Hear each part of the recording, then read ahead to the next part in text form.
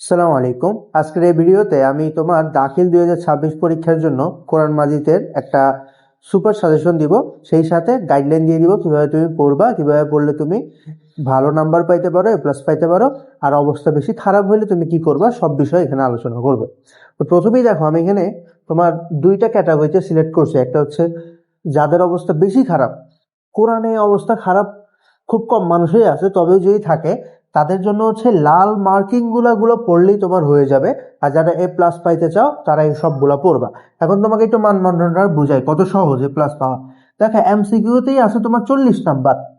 এমসিকিউতে 40-এ তুমি যদি না পড়েও যাও, দেখবে যে 30-32 পাওয়া যায়, এত সহজ সহজ আছে। আর কয়েকটা আছে যেগুলো একটু কঠিন হতে পারে, বাট ম্যাক্সিমামই তোমার সহজ জিনিসপাতি এখানে আসে। তারপরও তোমার প্রতি আমার এমসিকিউর জন্য সাজেশন থাকবে, তুমি যে গাইড কিনো, যেই সাজেশন কিনো, তোমার কাছে কিছু না কিছু তো আছে কোরআন মাজিদের। ওইখান থেকে যে 300, 400, 500 এমসিকিউ দেওয়া আছে সেগুলো সবগুলো তুমি পড়ে ফেলবা। বাদ বাকি পরীক্ষার আগে করে আমি তোমাদেরকে স্পেশাল শীট দিব, ওই শীট থেকে ইনশাল্লাহ কমন আসবে।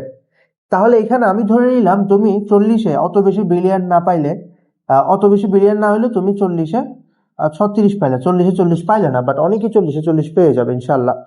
এরপরে আসো প্রশ্ন।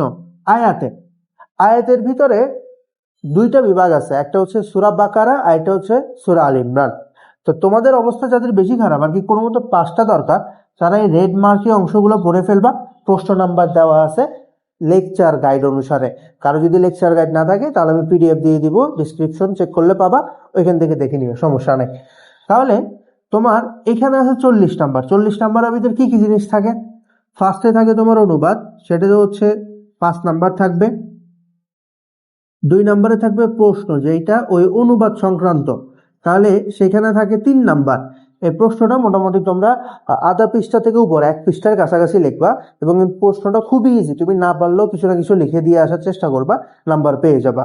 এবং 3 নাম্বারে থাকে তোমার তাহকিক। এই তাহকিকের বিষয়ে আমি বলবো, তাহকিকের আমার একটা শীট আছে ছোট, ওটা তুমি পড়ো, পড়ে প্র্যাকটিস করো, দেখবা তুমি ইনশাল্লাহ পেরে যাবা।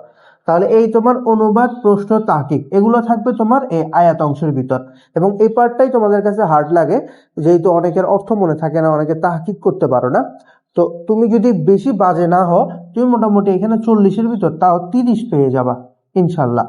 আর নির্বাচিত বিষয় আর তাসবিহ, নির্বাচিত বিষয়ের ভিতরে এখানে কয়েকটা প্রশ্ন নাম্বার দিয়েছি, লাল কালারের গুলোও যদি তুমি পড়ো ইনশাল্লাহ আশা করি তুমি কমন পাবা। আর এগুলো এত কঠিন কিছু না, তুমি কয়েকবার পড়লে নিজের থেকে বাকিগুলো তুমি বানায় লিখতে পারবা।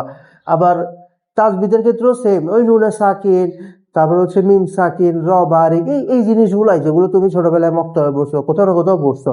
তাহলে এই এই যে 20 নাম্বারটা আছে, তাই না, এই যে 20 নাম্বারটা আছে, এখানে খুব সহজেই তুমি 17 বা 18 নম্বর পেয়ে যাবা, মোটামুটি যদি একটু ভালোভাবে সাজায় গোছায়া প্রেজেন্টেশন দিয়ে তুমি লিখতে পারো। তাহলে এখানে যদি 18 পাও, এখানে যদি তুমি 30 পাও, কত হয় বলো তো? এই 18 প্লাস 30 প্লাস এখানে আছে তোমার 36, তাহলে কুল মিলাকে যদি তুমি হিসাব করো 66, 76 তোমার এখানে 84 নাম্বার চলে আসবে। তুমি যদি আজকে থেকে ওইগুলো পড়াশোনা শুরু করো, হাইস্ট গেলে তোমার 2 দিন লাগবে সবকিছু শেষ করতে, তুমি কোরআনে এই যে 84 নাম্বার, এটা অনায়াসে ইনশাল্লাহ তুলতে পারবা।